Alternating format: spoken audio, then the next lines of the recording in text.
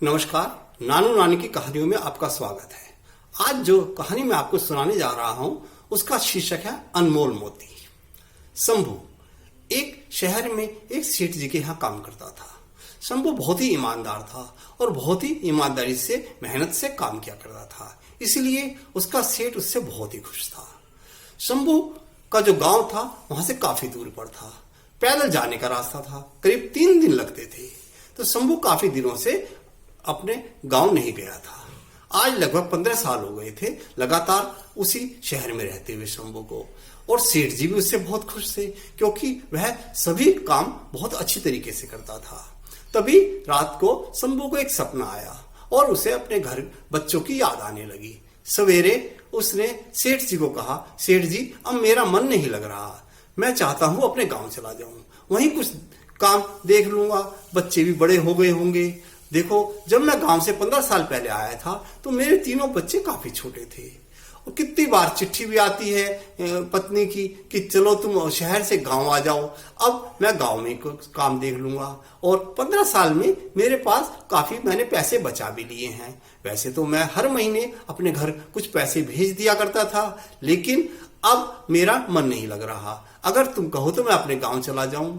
सेठ जी शंभू को छोड़ना नहीं चाहता था क्योंकि सेठ जी को पता था कि इस जैसा अच्छा नौकर कोई नहीं मिलेगा और वह शंभू को अपने घर के परिवार के सदस्य की तरह ही मानता था।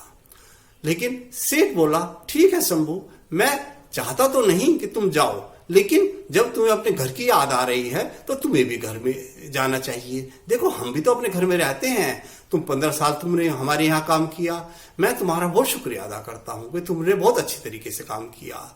ठीक है, अब मैं तुम्हारा हिसाब कर दूंगा, लेकिन मैं तुम्हारे काम से बहुत खुश हूं।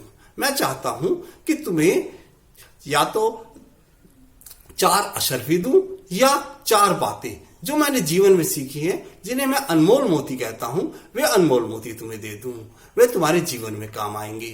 यह ऑप्शन तुम्हारी है, लेकिन तुम्हें या तो 4 अशर्फी मिलेंगी या 4 मोती, दोनों में से तुम्हारा तुम एक छांट लो, जो भी तुम चाहोगे वो मैं तुम्हें दे दूंगा। अब शंभू सोचने लगा कि क्या करूं। वह सोचने लगा कि सेठ जी, मेरे पास पैसा तो काफी इकट्ठा हो गया है, लेकिन जो आपने जीवन में जो भी सीखा है, जिसे आप 4 मोती कह रहे हैं, वह ही 4 मोती मुझे दे दीजिए। सेठ जी बोले, तो ठीक है, अगर तुम्हें 4 अनमोल मोती चाहिए तो मैं वही 4 अनमोल मोती का रहस्य तुम्हें बताता हूं। नंबर 1, कभी भी छोटा रास्ता मत लेना। जैसे तुम जानते हो, सूर्य, चंद्रमा सभी अपनी धुरी पर घूमते हैं और एक ही समय से चलते रहते हैं। अगर वो छोटा रास्ता ले तो हमारी पृथ्वी कभी की खत्म हो जाती है।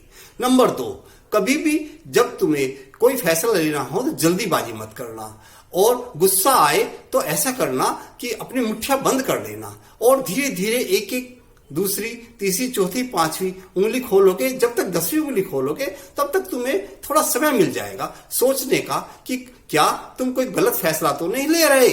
ठीक है। और तीसरी बात कि जब भी कोई तुम्हें काम करना हो तो उसके परिणाम के बारे में 2 बार जरूर सोच लेना, क्योंकि कभी कभी हम जल्दीबाजी में कोई भी निर्णय ले लेते हैं जिसका हमें पूरे जीवन में पछतावा रहता है।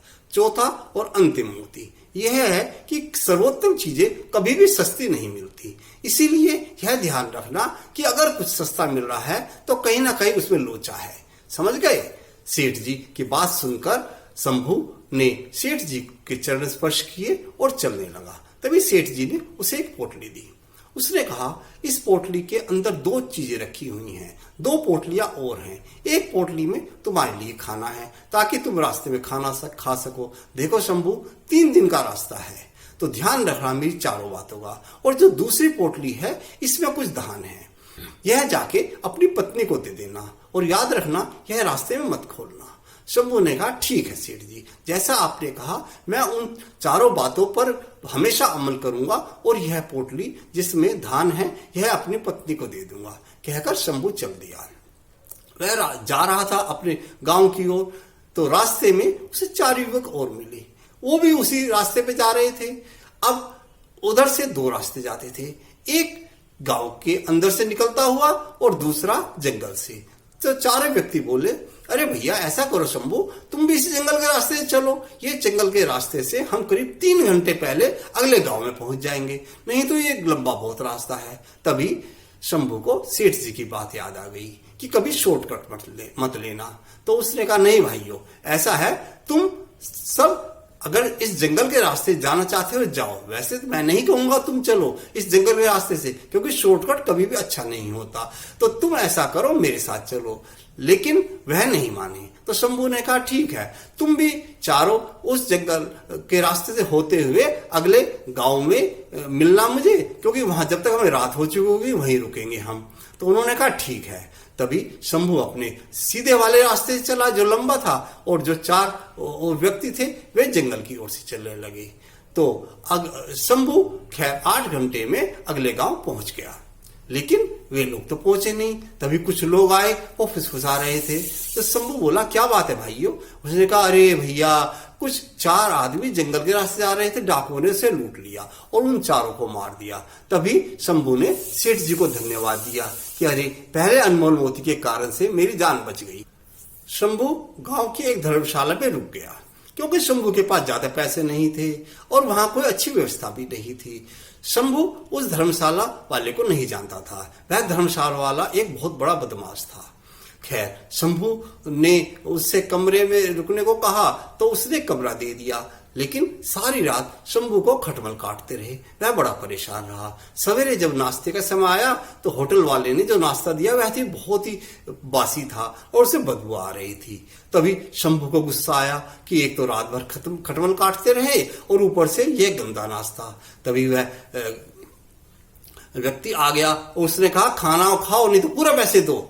शंभू को एक बार लगा कि वह लड़े, लेकिन शंभू ने अपनी मुठ्ठियां भींच ली, जो दूसरी बात सेठ जी ने बताई थी, और मुट्ठी खोल के एक एक उंगली खोलता रहा। तब तक शंभू ने सोचा अरे मैं बेगाने गांव में हूं, अगर कोई झगड़ा हो गया तो मेरी तो कोई सुनेगा नहीं और यह भी मुझे पीट सकता है। खैर उसने पेमेंट देके आगे चला गया और बाजार में जाके खाना खाने लगा। दुकानदार ने बताया कि अरे यह धर्मशाला वाला बहुत ही जालिम आदमी है, यह पर्यटकों को लूट लेता है। अच्छा हुआ तूने पैसे दे दिए। शंभू ने कहा हे भगवान, चलो सेठ जी की दूसरी बात भी सच निकली। अब शंभू अपने घर पहुंचा। जैसे घर का दरवाजा तो खुला हुआ था, जैसे ही शंभू ने घर के अंदर देखा तो वह आग बबूला हो गया। देखा उसकी पत्नी किसी पुरुष से गले मिल रही है। उसने पास में एक पड़ा हुआ पत्थर उठाया और सोचा पत्नी को मार दूं। अरे ये बेहया हो गई है, कैसे क्या कर रही है। तभी उसे सेठ जी की तीसरी बात याद आई कि गुस्से के समय जल्दी से कोई परिणाम न सोच लेना और अपनी 2 बार उसके परिणाम के बारे में सोचना, मुट्ठी बंद कर लेना और मुट्ठी वो खोलना। उसने खैर फिर दोबारा मुट्ठी बंद की और मुट्ठी खोली और सोचने लगा कि क्या करूं। तभी उसके हाथ से पत्थर छिटक के नीचे गिर गया। आवाज हुई तो पति ने पीछे देखा और देखा तो अरे आप आ गए। उसकी आंखों में आंसू आ गए और वह दौड़ती हुई शंभू के चरण छुए। शंभू ने देखा कि यह पुरुष कौन है, क्योंकि वह जो पुरुष था वह उसका ही लड़का था, 15 साल में बड़ा हो गया था। तभी पत्नी बोली कितना शुभ दिन है आज, आज देखो बेटा भी आया और आप भी आ गए, मुझे बहुत खुशी है। तभी शंभू ने सोचा हे भगवान, मैं क्या अनर्थ कर देता, अगर मैं पत्थर मार देता तो मेरी पत्नी को चोट लगती या वह मर भी सकती थी। तभी उसने सेठ जी को धन्यवाद दिया। तीसरा अनमोल मोती काम आया। अब उसने वह पोटली जो धान की थी अपनी पत्नी को दे दी। पत्नी बोली क्या है इसमें? शंभू बोला मुझे कुछ नहीं पता, सेठ जी कह रहे थे धान है तुम्हें और कहा था तुम्हें ही देना, लो खोल के देख लो। उनकी पत्नी ने धान की पोटली खोली तो देखा धान की पोटली में 4 अशर्फियां थी।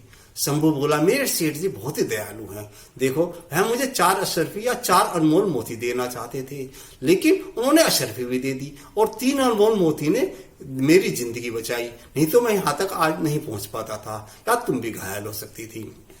खैर अब शंभू के पास पैसे भी थे। अब उनकी 2 लड़कियां थी। उसने कहा हम शादी कर देते हैं। तभी उनके यहाँ 2 भाइयों के रिश्ते आ गए। वह एक बहुत जमींदार के लड़के थे।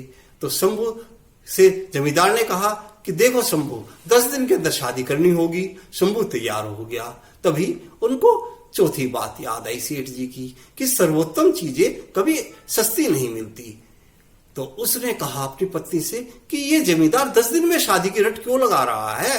तो उसकी पत्नी बोली, देखो सेठ जी की 3 बातें सच निकली, हो सकता है ये चौथी बात भी सच हो, तो हम कह देते हैं हम 6 महीने से पहले शादी नहीं करेंगे, तब तक भी इनके बारे में पता कर लेंगे। तो शंभू ने जमींदार से कहा कि देखो ऐसा है, हम 6 महीने में शादी कर पाएंगे। जमींदार पहले तो ना नुक्कड़ करता रहा, फिर सोचा कोई बात नहीं, लड़की इनकी बहुत सुंदर है, हमारे घर में ठीक रहेंगी। तो उसने कहा कोई बात नहीं, तुम 6 महीने में शादी कर देना। तभी शंभू ने अपने कुछ मित्रों को पता करने भेजा कि भाई जमींदार का पता करो कि इसके लड़के करते क्या हैं। तो 1-1.5 महीने में पता चला, अरे दोनों लड़के तो नशेड़ी हैं, जुआ खेलते हैं और कोठों पर भी जाते हैं, क्योंकि बाप के पास बहुत पैसा है। तभी शंभू ने शादी तोड़ दी और कहा कि देखो सेठ जी की 4 बातें कितनी अच्छी निकली। ये थे 4 अनमोल मोती। कैसी लगी आपको कहानी? अच्छी लगी तो कृपया सब्सक्राइब करें, लाइक करें और कमेंट्स दें। नमस्कार।